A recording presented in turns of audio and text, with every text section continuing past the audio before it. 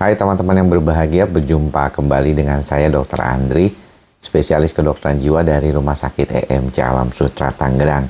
Saat ini saya sedang berada di Spanyol, khususnya di Barcelona, dalam menghadiri rangkaian kongres European College of Neuropsychopharmacologicum. Kongres yang bertujuan untuk membahas tentang pengobatan-pengobatan terbaru di bidang psikiatri dan neurologi.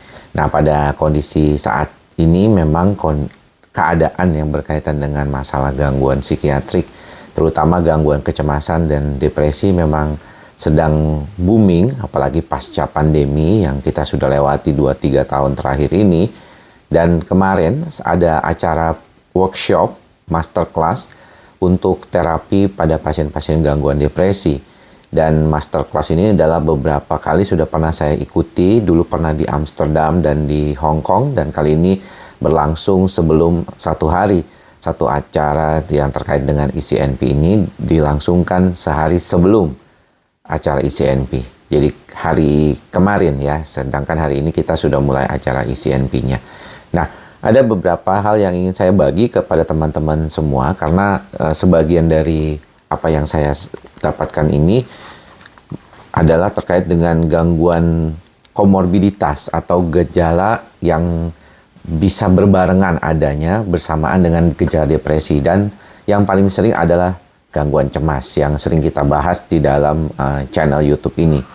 Nah, kalau kita bicara tentang comorbid anxiety, dikatakan bahwa ini merupakan prediksi terjadinya keberulangan pada depresi.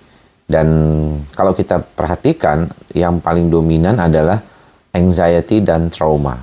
Nah, anxiety dan trauma atau gangguan kecemasan dan trauma ini memang dominan ya kalau kita lihat. Karena saling berkaitan antara persepsi kecemasan tersebut dengan kekhawatiran atau ketakutan ya akibat gejala-gejala yang terkait dengan trauma tersebut ya. Jadi banyak orang yang mengalami gangguan cemas kan sering menceritakan bahwa mereka itu punya masalah yang terkait dengan trauma di masa lalu. Namun jangan sampai salah untuk menjelaskan terkait dengan trauma ini, karena kemarin kita sempat bicarakan dan adalah satu penanya dari negara Spanyol ya waktu itu, mereka menanyakan bagaimana adanya bias dalam kondisi mengidentifikasi trauma tersebut. Ini sering kita temukan ya di dalam praktek sehari-hari. Ketika orang itu mulai mengalami gejala depresi dan ada gejala kecemasan, maka ketika ditanyakan terkait dengan trauma, dia bisa mengalami ingatan kembali ke masa-masa lalu. Dia mencoba mengingat-ingat kembali pengalaman buruknya, namun sayangnya saat kondisi dengan orang yang mengalami gejala depresi cemas ini saat lagi akut atau lagi kondisi kurang baik dan parah-parahnya lah istilah kita itu, maka bisa terjadi bias dan distorsi di dalam kondisi trauma yang pernah dia ingat.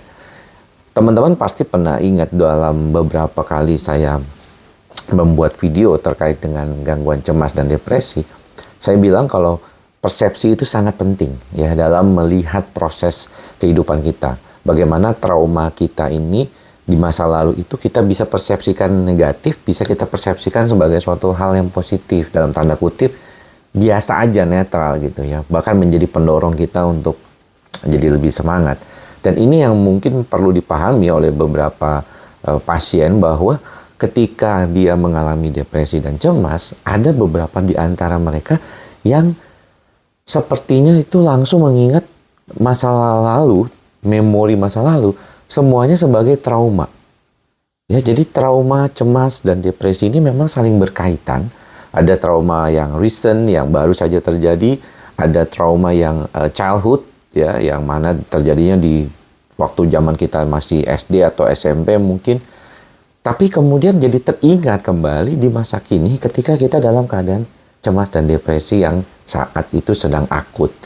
Padahal ya kalau kita melihat saat pasien itu dalam keadaan mungkin normal atau biasa-biasa aja, atau mungkin orang yang tidak mengalami gejala gangguan cemas, ingatan memori masa lalu yang mungkin bagi sebagian orang dianggap trauma itu tidak terlalu berdominan atau tidak terlalu tampak ya sebagai sesuatu yang luar biasa di dalam kondisi ini. Jadi kalau kita perhatikan itu, maka jangan sampai kita salah langkah dalam mengatasi kondisi ini gitu ya.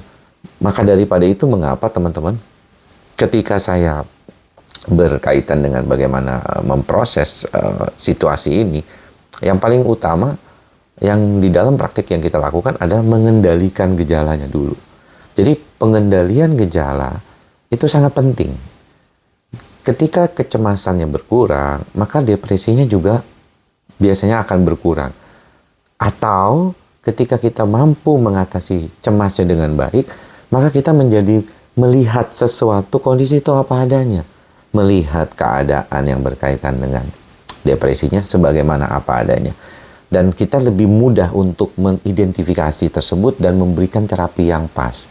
Kalau kita startnya dengan gangguan kecemasan itu dosisnya kecil, maka ketika kita berhadapan dengan kondisi depresi yang ditutupi oleh kecemasan tersebut, dan ketika kecemasannya sudah berlalu, maka depresinya itu lebih dominan kelihatan, maka dosis kita harus naikkan ke dosis optimal untuk kasus depresi. Jangan selalu bermain di kasus terkait dengan cemas atau psikosomatik yang terkait dengan kecemasan itu. Karena seringkali pasiennya ketakutan juga. Dok, kenapa dinaikin dosisnya? Biasanya kan orang diturunin. Nah, ini dia harus diperhatikan bahwa pertama kali ketika sudah lebih baik, maka kita harus bantu dengan kestabilan sampai akhirnya bisa lebih baik dulu, supaya nanti kita bisa turunkan atau kurangi pelan-pelan. Berkaitan dengan bias tadi yang kita tadi bicarakan di depan, sehingga kalau kita bicara tentang trauma, cemas, dan depresi, maka orang akan kembali mengingat masa lalu yang buruk ketika dia mengalami depresi. Ketika dia depresi, maka dia akan mengalami suatu keadaan di mana ingatan-ingatan masa lalunya itu akan kembali datang. Itu pernah kita bahas ya, waktu kita bicara tentang gangguan cemas dan memori masa lalu yang jelek atau trauma itu. Karena adanya amigdala. Ingat ya teman-teman, pasti udah pada paham nih, subscriber channel saya yang sudah tahunan pasti paham banget adanya suatu kondisi yang namanya amigdala yang mempunyai peran dalam menyimpan memori, tapi juga dia punya peran dalam merespon stres di dalam kehidupan kita, yang terutama dipicu oleh stres yang negatif atau persepsi negatif kita. Jadi inti dari apa yang ingin saya sampaikan pada kesempatan kali ini berkaitan dengan cemas, depresi, dan trauma, itu teman-teman harus belajar dari sekarang, waktu belum kena depresi cemas nih ya, untuk membantu diri teman-teman melakukan upaya terapi kognitif sendiri. Bisa memandang sesuatu itu dari segi yang positif atau netral. Jadi tidak perlu harus bagus, tapi netral aja. Itulah mengapa kita bersama selalu menggunakan mantra sadar. Sadar dalam menerima kondisi apa adanya, bersikap netral dengan situasi-situasi yang ada, dan itulah yang perlu kita perhatikan teman-teman. Ya, jadi jangan sampai salah langkah. Kita belajar untuk menjadi lebih sadar, itu tujuannya adalah agar persepsi negatif kita berkurang atau bahkan tidak ada. Akhirnya trauma kita juga menjadi jauh lebih baik. Ya, jadi trauma itu atau pengalaman buruk lah yang seringkali ditemukan di masa lampau itu tidak lagi mempengaruhi kita. Karena kita sudah menerima dengan ikhlas dan apa adanya, dengan sadar.